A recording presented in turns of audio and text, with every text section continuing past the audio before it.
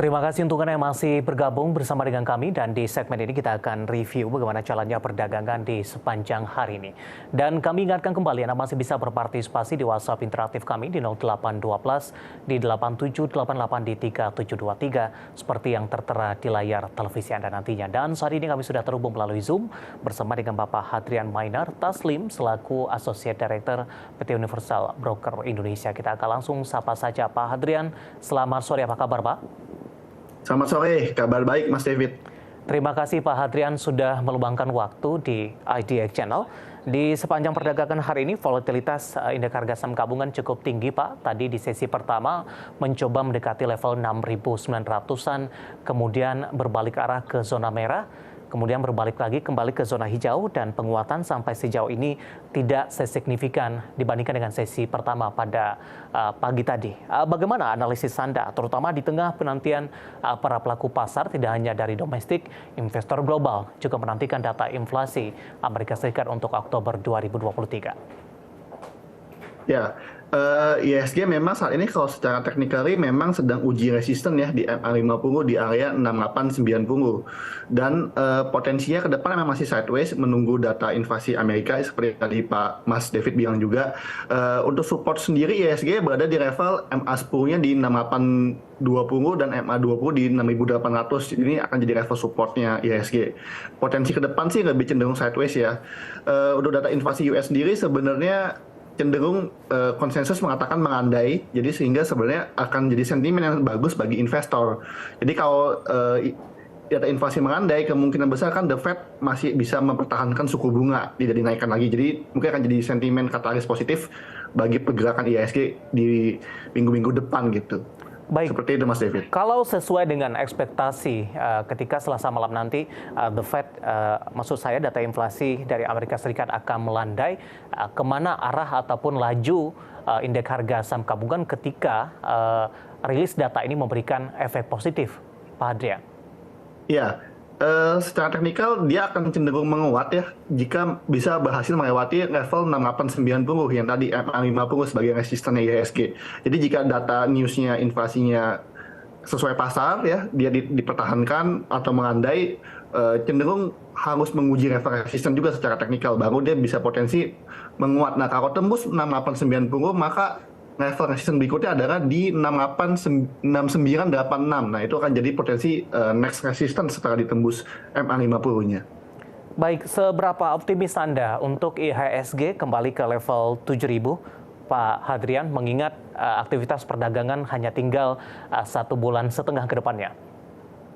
Ya, saya cukup optimis ya sebenarnya karena sebenarnya ada dua faktor. Selain data inflasi US, sebenarnya ada rebalancing nih. Setelah tutupan ini kita akan lihat nih rebalancing saham-saham yang masuk indeks MSCI. Nah, ini kan seperti AMMN, Brand yang market cap-nya besar-besar, dan ini kan kemungkinan akan segera masuk nih. Nah, ini akan jadi penggerak IHSG untuk menguat lebih lanjut. Baik, dari data agenda saya coba cek tadi Pak Hadrian, untuk MSCI akan diumumkan pada Selasa, namun untuk Indonesia tampaknya untuk Rabu besok, terutama untuk pagi dari pengeluaran indeks tersebut. Tapi hal ini tampaknya sudah tercermin dari pergerakan beberapa sahamnya di sepanjang perdagangan hari ini. Kita akan coba ulas dari sisi Aman Mineral. Hari ini secara teknikal dari chart yang saya pegang ini pola pergerakannya sama dengan indeks harga saham gabungan, menembus all time high tadi di sesi pertama, tertekan kemudian juga berbalik ke zona hijau, tapi penguatannya lebih ke arah terbatas hingga jelang penutupan sesi kedua hari ini. Analisis Anda untuk Aman Mineral? Ya, Aman Mineral ini menurut saya saham fenomenal ya. Jadi super bullish ya, secara tren super bullish, dengan IPO-nya sendiri juga nilainya sangat fantastis kan, 10,73 triliun IPO ya. Jadi memang langsung menjadi katalis berat IHSG ya, langsung jadi bobotnya langsung besar sekali. Bahkan market cap sudah nomor 6 ya sekarang, saat ini top 6 saya kira di IHSG kita gitu. Jadi buat saya Aman Mineral ini memang saya rasa masih akan strong bullish ya untuk dalam jangka pendek. Memang penguat terbatas, tapi saya rasa masih strong bullish. Secara tren masih menguat. Jadi buat saya investor masih boleh hold ya sambil nunggu rebalancing MSCI seperti apa. Nanti mungkin investor bisa batasi level supportnya di area 6.800. Nah, itu yang area support pertamanya Aman Mineral nih. Jika masih di atas itu masih strong bullish. Baik, dari sisi valuasi seperti apa Pak? Dengan penguatan yang sudah cukup signifikan, apakah masih menarik tidak untuk posisi dari Aman Mineral?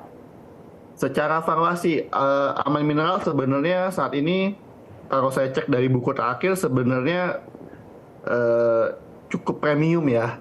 PL-nya udah 400 kali, jadi sebenarnya udah sangat-sangat over value ya. Jadi buat saya bagi investor valuasi sih sebenarnya udah sangat mahal.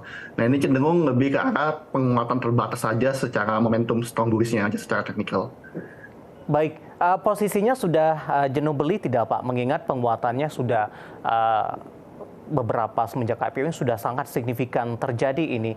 Dari beberapa data yang saya pegang ini dari RTI, penguatannya secara 3 bulan ini sudah 138,33%, Pak.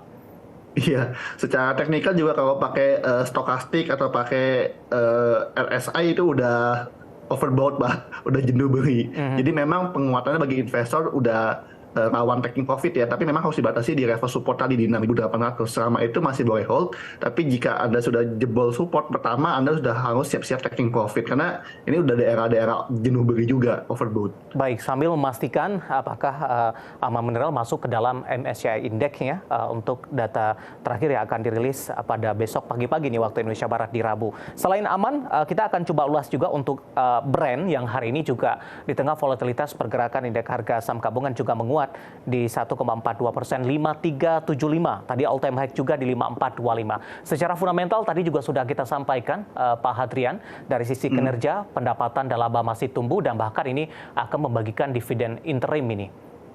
Iya.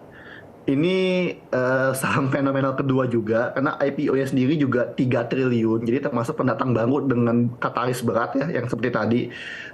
Secara teknikal sebenarnya kan masih jangka pendek ya, baru IPO baru bulan kemarin ya, jadi masih jangka pendek. All time high juga, overbought juga, jenuh beli, memang lawan taking profit. Valuasi pun juga premium ya, PL-nya 424 kali itu menurut RTI. Jadi teman-teman seperti tadi, kalau ini level supportnya saya akan batasi di pakai kemarin di harga 5.000. Jadi itu support jangka pendek ya. Support berikutnya adalah di area 4.700. Jadi ini teman-teman perlu waspadai jika dia secara tren sudah mulai berbaik arah, bisa disiapkan taking profit karena penguatan sudah mulai terbatas ya kelihatannya. Baik, masih direkomendasikan untuk posisi beli tidak Pak, untuk brand dengan penguatan yang sudah signifikan ini? Buat saya tidak sih, lebih ke investor udah hold, atau kalau yang mau beli saya lebih arah tunggu nanti dia di on support sih, tunggu koreksi cukup berapa hari dalam, mungkin baru ada sinyal buy on weakness gitu. Jadi kalau untuk sekarang sih belum bisa beli, lebih cenderung hold atau waspada taking profit sih. Baik, dari saham-saham pendatang baru yang memang sudah mengalami kenaikan yang cukup signifikan, penguatan indeks harga saham gabungan hari ini juga di sesi kedua ditopang oleh saham teknologi, ada Gotoh yang juga berbalik arah ini. Analisis Anda untuk Gotoh, Pak Hadrian, tadi sempat di Rp82 per saham, penutupan di 81, 2,53%, perlahan tapi pasti Gotoh sudah berada di level Rp80-an per saham. Kebetulan juga ada pertanyaan Pak Hadrian di WhatsApp interaktif kami. Saya akan coba cek ini, tampaknya Bapak Joni dari Jakarta menanyakan saham Gotoh bisa buy di harga berapa, posisinya sudah naik terus ini sampai sejauh ini. Ya, untuk Gotoh sendiri sebenarnya sudah ada sinyal reversal ya dari 2 minggu yang lalu ya, dari bottomnya di 5455 nih sudah mulai ada penguatan yang cukup signifikan ya. Saat ini sih potensinya lebih cenderung menguat lebih lanjut dengan resistance target berikutnya adalah di 99. Ya, atau di angka 100, ya, kurang lebih itu angka psikologis untuk Gotoh sebagai level resisten. Support terdekat Anda bisa lihat di level 75, MA10, dan di berikutnya di area 67 di MA20. Nah, potensinya cenderung lebih menguat lebih lanjut, walaupun secara buku memang Gotoh masih rugi ya, 9 triliun, tapi rugi ini kan mulai terpangkas dari performance-nya Gotoh gitu.